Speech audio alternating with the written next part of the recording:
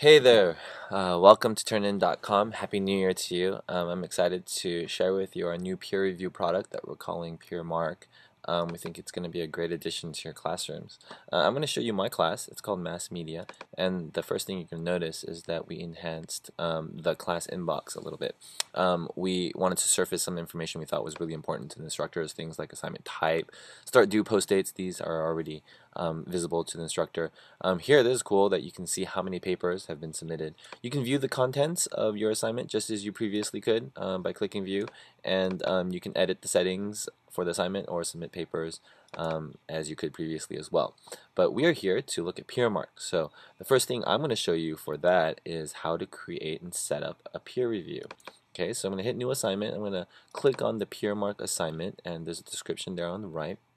A PeerMark assignment is comprised of 3 steps. The first step is the just called assignment, and that's sort of where you determine how many points is this and what are the start due post dates for this assignment. The second step is distribution. You decide how many papers you want your students to review. And step 3 is questions, where you set up and write your peer review questions. It's really can just take minutes for an instructor to set up. We wanted to remove a lot of the administrative overhead that normally accompanies a peer review. So we think we've accomplished that. So this is how you do it. You select an assignment, so you select a paper, stereotypes in the media, that's the paper that my students are going to review. The point value, I'm just going to make worth 16 points, and this is sort of the no-brainer grading option. It just automatically awards full points to everything that's been submitted, but I don't work that way, so I'm going to go ahead and uncheck that. And here are my start due post dates. We have a neat new calendar selector. It's a heck of a lot easier than what is currently out there, but if you'd like to just enter it in via keyboard, you're welcome to do that just like that. The time selector works in a very similar way as well. Okay, there's more options, and they mostly have to do with viewing things and late paper exclusions and stuff like that. But I'm going to go ahead and skip that and just go on to the next step. This is where you decide how many papers you want your students to review. And so defaulted to just one review. It's a paper that's automatically system distributed by PeerMark, and it's just the system tries to do a lot of that work for you. But I'm going to go ahead and edit this. I'd actually like my students to review 2 papers. No, let's just have them do 3, but that third one I'll let them select it on their own. Alright, so let's save that off, and then I have 3 total reviews for every single one of the students in my class. If you want to learn more about how papers are distributed, you're welcome to do that. We have an article that discusses that. If you're the type of instructor that wants to kind of go in there and fine-tune how the distribution works, you're welcome to do that by hitting the show more distribution options, and here you can pair students together.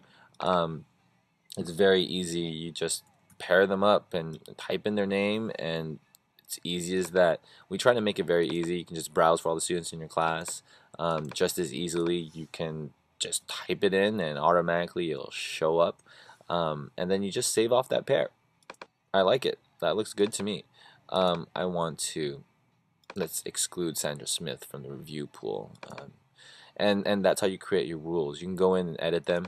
It's very simple. It's all in line. And then let's go to the next step. Alright, we've completed step 2. We're going to go to step 3 now. And step 3 is where you add your questions. And so the way that you add your questions is you just hit the add question button, and you get the option of a free response question, a scale question, or you can use previously made libraries. So let's do free response question. And good question might be how strong is the thesis? And you can set your minimum answer length of words. Once you're done with that, just hit add question, and boom, it's created, as you can see there.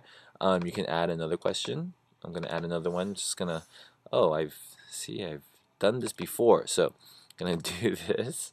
Again, just have a minimum of 5 words. I'm just going to add these questions together. You can go ahead and just really easily just edit them. It acts very similarly to how you do the distribution rules. It's nice because it's all in one place. You're not going to different screens. You can just drop in libraries And so here I have a library from my English 101 class, and I remember I had some good questions in there. So I'm going to click on that, and all of the questions from my English library, English 101 library, show up. And I can quickly view them and decide I want to add this one, I want to add this one, not that one, this one, and this one. And I'm finished adding all the questions from that library. And as you can see, they're all here.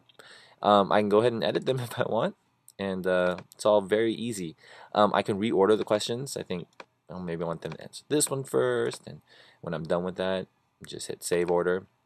It's all drag and drop. And basically I'm done with my questions. If I'd like, I can save it to a library for future use, and just call it PeerMark composition. Alright, and I'm gonna save this, and boom, it's saved. And I'm pretty much done with step 3. I can even add instructions here. I forgot to talk about that. These are the instructions that your student will see. They'll see in their peer review. Alright, and this is optional, of course. Alright, so you save and finish it, and you're done. I could probably run through that really fast without talking, and it would have taken just a couple minutes, but as you can see, it's very easy. That assignment was created right here, and the dates are all there. I want to show you what a PeerMark assignment looks like that is already in progress. We have students who have submitted it, and so I'm going to view the contents of this assignment. One thing I forgot to talk about is that you can, edit your assignment settings just by clicking here, and it's exactly what you just saw. So just in case you made a mistake or you want to add something, you can do that. Alright, but let's take a look at a PeerMark assignment where some students have already turned in some reviews. So looking at my class here, looks like Martin was the only studious one. So let's take a look at Martin's reviews. And so I'm going to show details for Martin, and I see that Martin has submitted 3 reviews. He submitted it for Perry's paper, for Edward's paper, and for himself. So there's a system assigned. He selected Edward's paper on his own, and this was a required self-review. Apparently one of the parameters for the assignment. How do I grade these? Okay, I can grade it by, I can read the review here. So I just click on it, and a new window opens, and PeerMark loads up. And here I have the paper on the left, and the questions and the answers. Martin's answers. All right, and then I can look at, did you do a good job? It's not bad. I'm gonna give it a 3. Okay, I'm gonna move on to the next paper, and so on. It's that simple.